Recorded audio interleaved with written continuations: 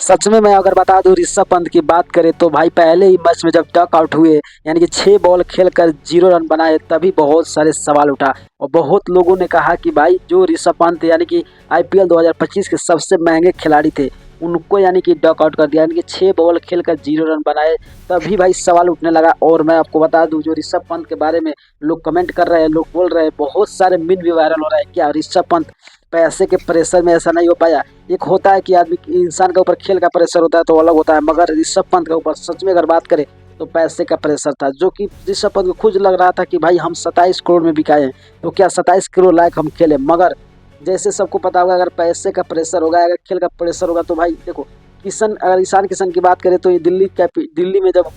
मुंबई में खेल रहे थे, उसके बाद उनका देखा प्रेशर, और वही जब एसआरएच में आया तो भाई सनराइज हैदराबाद में फ्रीडम मिला, उनने अपना साबित किया और लगातार आपको पता है